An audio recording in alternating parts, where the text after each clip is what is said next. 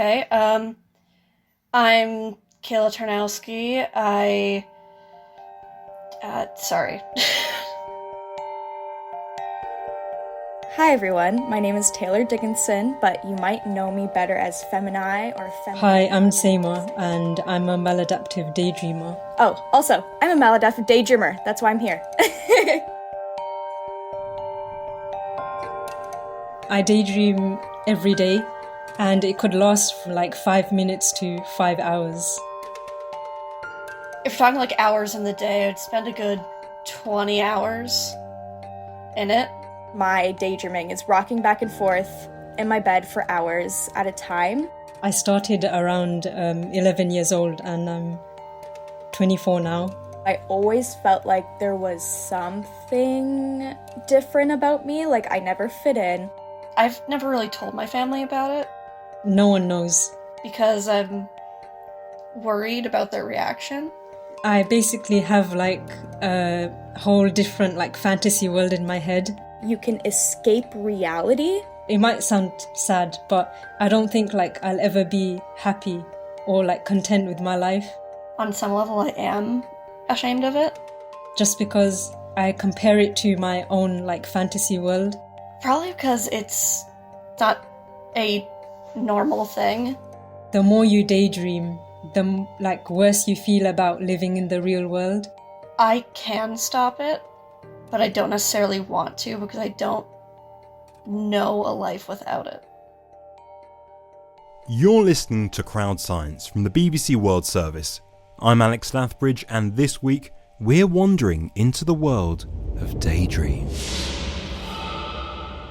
No, that isn't a way of saying that we got distracted and didn't make a show. Let's look at where it all began. Us putting a listener in front of an expert. Elkin, hi, how are you? I'm doing great. Dr. Julia Poerio isn't someone I outsourced my interviewing to. Well, she is, but she's also a lecturer in psychology at Sussex University in the UK, whose research explores the links between daydreaming and emotion. The reason she's talking to Elkin is because he wrote into Crowd Science from New York with a question that we just couldn't get out of our heads.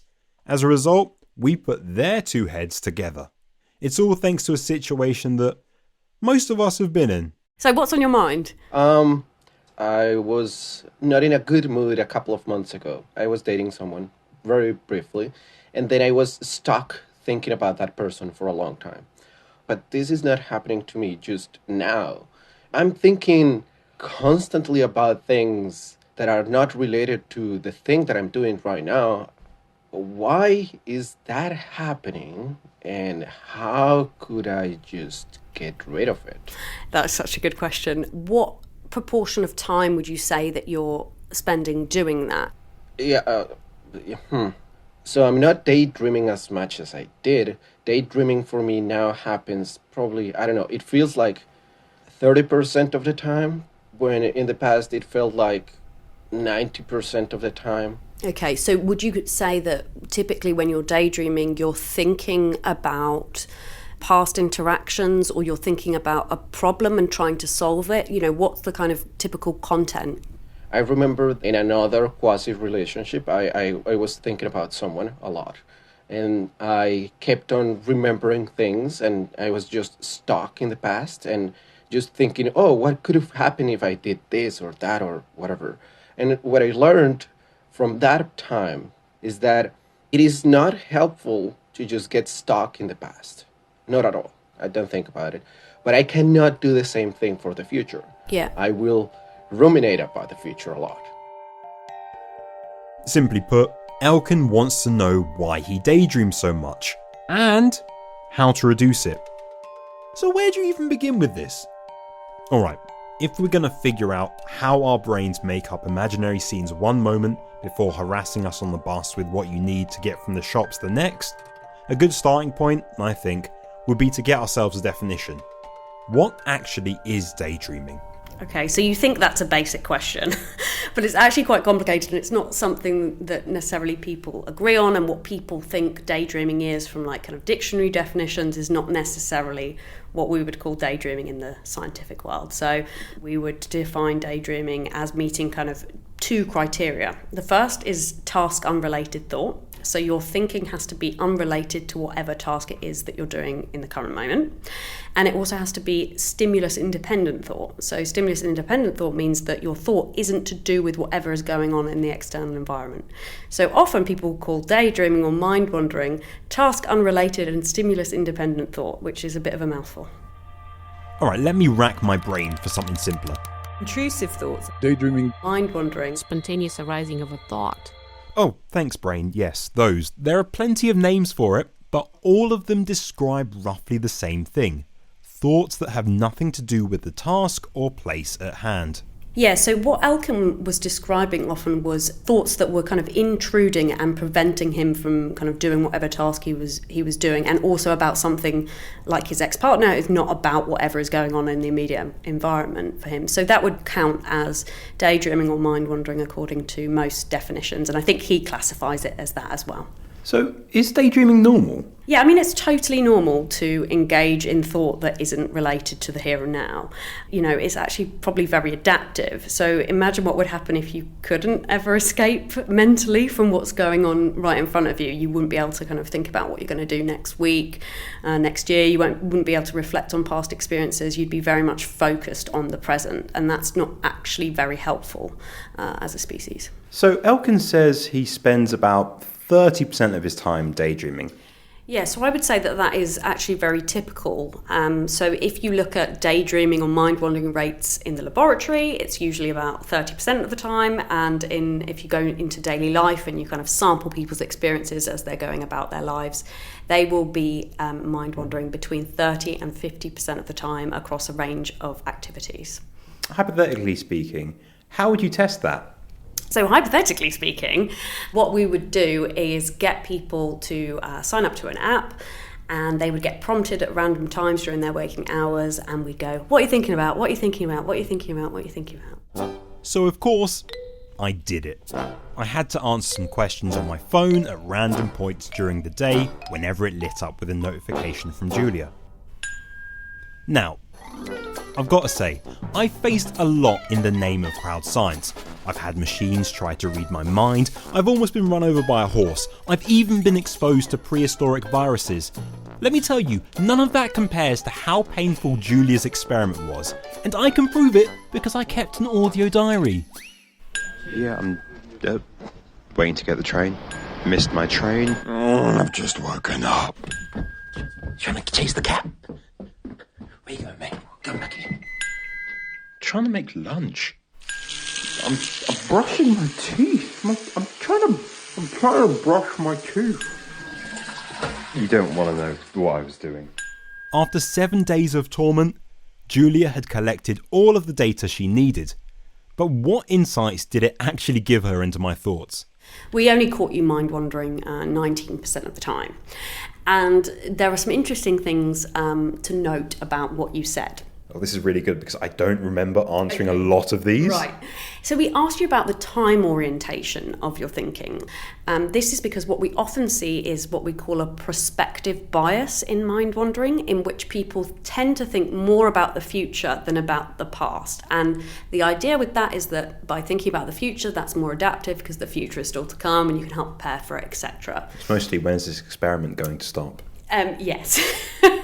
So you were thinking about the future 13% of the time, the past 2% of the time, the present 2% of the time, and then 6% of your thoughts had no time orientation.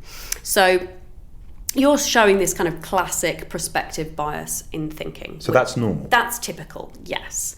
And of your general thoughts, 15% were positive, with only 2% negative and 6% neutral. So you tend to think a lot about positive things. Does this reflect your actual experience? Despite my complaining, I'm actually, statistically speaking, a very positive person. Let me think. We now know that if left alone, our minds will tend to jump ahead to the future, attempting to help us navigate what's to come. But how are our daydreams created? Is it me? Is it not me? Where is the line? Are we in control of our own daydreaming? Existential, I know. Well, I'm hoping Dr. Kalina Christoff, a psychology professor at the University of British Columbia in Canada, can probe into it. She knows better than anyone that our understanding of intrusive thoughts and daydreams is novel, right at the cutting edge of modern research. Something that happened right around the 2000s was that suddenly people in the neuroimaging field realized that what was going on in the brain when there were no tasks in the scanner was a lot more active, a lot more rich, and a lot more interesting in a way than what was happening in our subjects' brains when we were asking them to do something that we thought would be interesting. Okay, and so why is it more rich and more interesting? What's going on? Yeah, so the first thing we discovered was that it was more rich because it led to more widespread activations throughout the brain. But then what we've been doing in the last 15 to 20 years is trying to understand what is going on with these activations. What do they correspond to in our minds? One of the big concepts that came up was that of the default network activations. But very quickly, people started realizing that all these parts of the brain that were active during that quote-unquote default thinking were also the same parts of the brain that were known to be active during memory tasks. And then a couple of years later, people started discovering that they're also activated when people are imagining the future. Let's take a step back here, yeah? Which parts of the brain are activating when you're talking about that background mode? Like, what can we see? Yes, so if you imagine the brain being like two halves of a walnut, a very big walnut, in the middle of that walnut are parts of the brain that we call the medial, the midline parts. And then that is what ended up being termed the default network. When our thoughts wander, when we have daydreams, when we have thoughts that we don't expect or perhaps don't want to have, what's actually happening in the brain?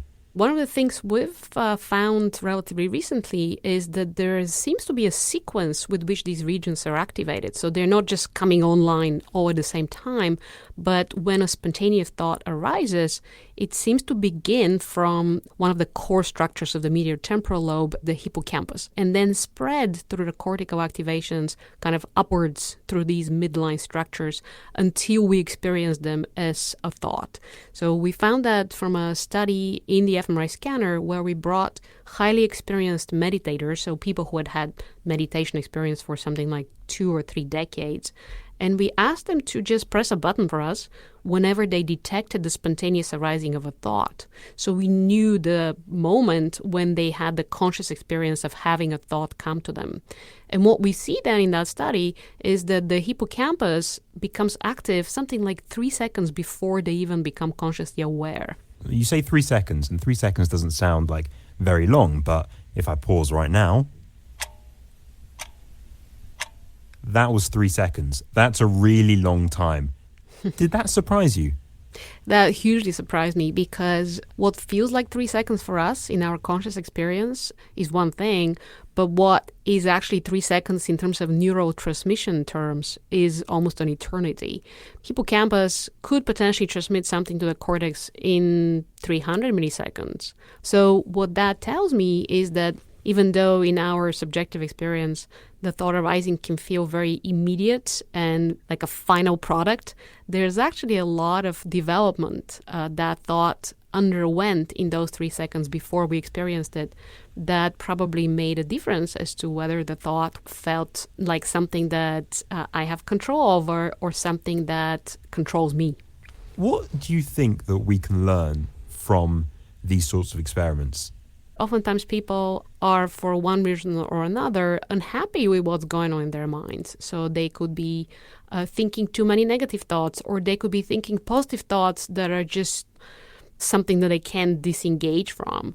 And in those moments, being aware of how much our minds do for us outside of our awareness and outside of our intention is really important, because then we can seek ways to give opportunities for our minds to do things differently. Where were we? Oh, right. You're listening to Crowd Science on the what's it called? That thing, the BBC World Service. Yes, them. I'm Alex Lathbridge, and I think I might have drifted away somewhere. What were we doing? Right, listener Elkin wanted to know why he daydreams.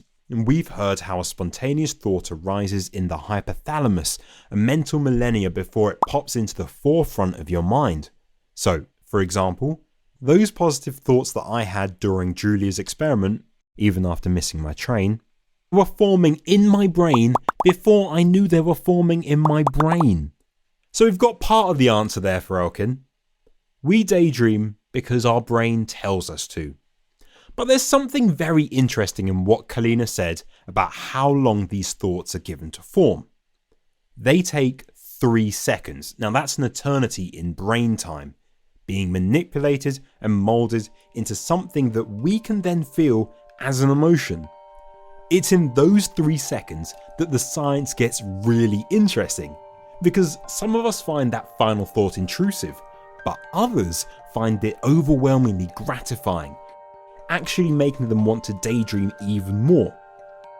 So much so that, in some cases, they can't escape. That's the case for Taylor. Hi everyone, my name is Taylor Dickinson, but you might know me better as Femini or Femine, however you want to say it, on TikTok. Oh, also, I'm a maladaptive daydreamer. That's why I'm here. I was gonna say you're like throwing in your TikTok. But like, why is this person just here in the middle of the show talking about their TikTok? Yeah, because you're just my biggest fan. Like, you just wanted to talk to me, so. Chatting to Taylor, this is the first time that I've ever heard of maladaptive daydreaming. So once more, I turn to an expert. Eli Sommer is a professor of clinical psychology at the University of Haifa in Israel. He's the world's foremost expert on this disorder. We know that individuals may spend hours lost in vivid and very detailed fantasies. This mental behavior can interfere with daily life, with work, with relationships, because sometimes people prefer to do that as it is apparently very gratifying. When was it first identified? 2002, it's more than 20 years ago. The term did not exist on the internet, but nowadays, I think if you Google maladaptive daydreaming, you will get over 600,000 hits. It's been discussed online a lot. So, from your work, do we have an idea of who usually gets it? Well, I would say, first of all, maladaptive daydreaming is more common among individuals with anxiety, with depression. So they seem to be looking for some sort of an escapism, some sort of a distraction, some sort of self-soothing, self-medication to help them deal with their emotional pain. This reminded me of something that Taylor mentioned to me earlier. She actually described the imaginary world that she repeatedly visits every single day. It takes place in a scene from the TV show Hannibal, and she's giving evidence in court. So, the person being held on trial, spoiler alert, is the main character, Will Graham. And I've kind of attached my character to him in the sense where, like, I'm usually defending him. So I'll be on the stand testifying, and then everyone listening is just like, oh my goodness, like, she's been through so much, but she's so intelligent, so strong, and so I'm basically getting all the validation and attention and love and relationships that I've never had in my life, and I just hate it. I hate it at this point. You say there that you hate it, but it sort of sounds that you perhaps choose to dream? Yes. So it functions exactly like any other behavioral addiction. I myself am a recovering addict. I still deal with a lot of addictions today, such as alcohol and marijuana. That's legal in Canada. And I can tell you it is the worst addiction I've had. It's comforting, and that's what I think makes it so dangerous, is you can create this own space for yourself. You can escape reality, leave your life, and just cope that way. And I think that's very, very, very dangerous, because that's what drugs do for people. So, Ellie, yes. Listening there, Taylor likened it sort of to addiction. Now, generally, with her description there, would you say that all of that is a fair representation of maladaptive daydreaming? So, yeah, maladaptive daydreaming has been proposed as a form of behavioral addiction by some researchers because, first, it is so rewarding. There are also reports of withdrawal symptoms experienced by people who try to curb the habit. And additionally, some individuals with the maladaptive daydreaming report using other escapist addictive behaviors, many of them report excessive internet use. So it certainly shares typical characteristics of behavioral addictions, but whether or not it should be classified as one or perhaps a dissociative disorder is a matter of debate currently. Okay, so with that in mind and talking about the excess there, I want you to hear how Taylor describes the way that her daydreaming affects her life day to day. I have made strides to bring my fantasy world into my reality in healthy ways, of course. So that is building a community in real life. But that actually created a lot more problems for me because I was projecting a lot. Like, I'm not going to find that exact daydreamed character in my real life. And I would create these very hyper-dependent, very toxic relationships with people. Like, there was one instance where I ran away to be with someone where I was sexually, physically, emotionally abused. And I would stay in these relationships with these people because I felt like they actually saw me. For once in my life, someone in my life saw me, understood me. Like, in a lot of these abusive instances, I wasn't daydreaming because all of my focus was on the other person. So it became very toxic in the sense where if I wasn't daydreaming, if I didn't have that addiction, I was going to have another addiction. Ellie, that's quite a tough listen, isn't it? Yes. I quite admire, her willingness to share this very personal information and also her courage, because she tries hard, obviously, to cope and to minimize her daydreaming. And so, do we know just how common maladaptive daydreaming is? Because, as Taylor explains it, for her, it's incredibly debilitating. So I can imagine that if lots of people around the world were suffering from this, it would be quite noticeable. Yeah. Well, the prevalence of maladaptive daydreaming is not very well established yet, but there are some studies coming out now, and among Israeli students, there was a 2.5% prevalence rate of maladaptive daydreaming, compared to other disorders. For example, let's take a very different, very well-established psychiatric disorder like schizophrenia. Its prevalence rate is 1%. This study suggests that it's definitely not rare, and people with maladaptive daydreaming are living among us.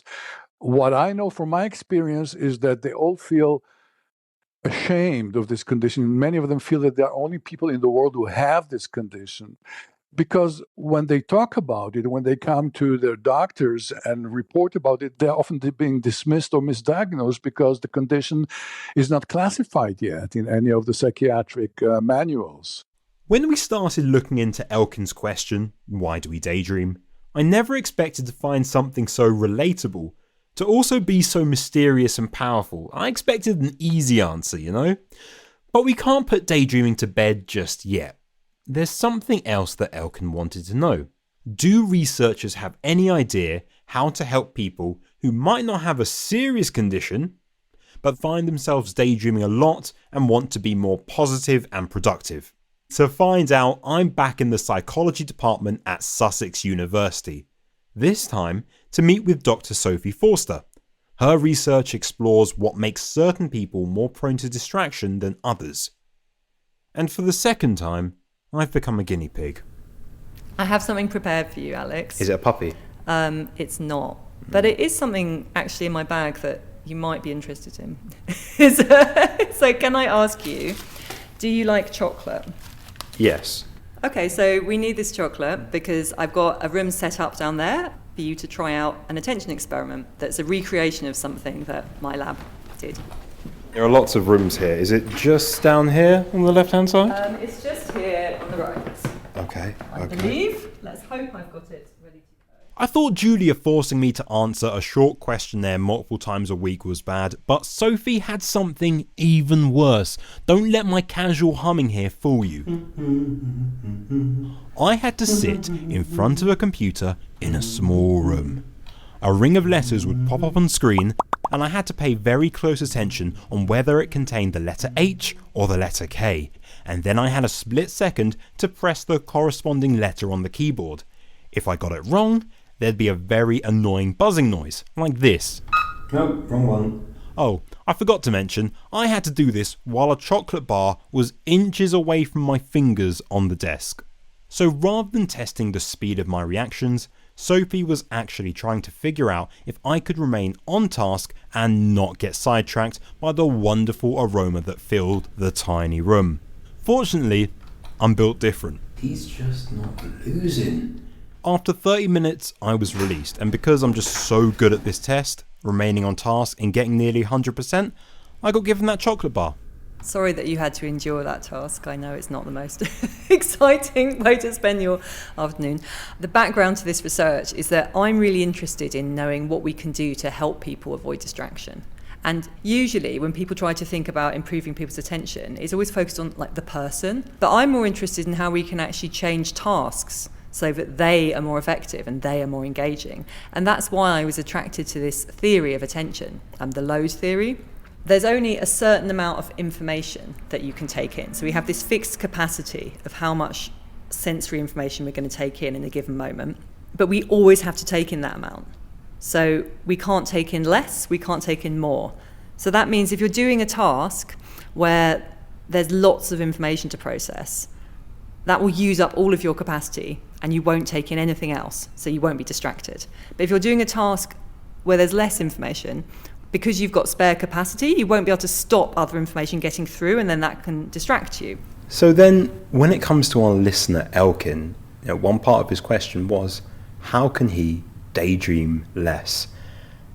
Is the answer stick him in a small enclosed room and make him press Come here, do my experiment. Yeah. press keyboard buttons? It should apply to real world tasks. I think there's definitely more applied work to be done, but some other labs have done applied versions of my study. So for example, there was a really nice study where they used a driving simulator and they made a kind of version of that task but with driving. So they had a task that was visually easy, just driving along an empty road, or that was visually more complex with a lot more traffic and like stuff in this street. And they found exactly the same thing, the same reduction in mind wandering. So it seems like it should translate to real world tasks.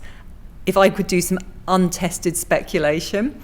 We love it on Crowd Science. Yeah, well, I mean, it's things that are demanding, and it has to be demanding perceptually. So, and that's important because actually there have been similar studies where they give people tasks that are hard in a different way, sort of hard like, ooh, you have to be really clever to do that sort of thing, as opposed to just hard looking at lots of stuff. And that can have the opposite effect. That can make you have more intrusive thoughts.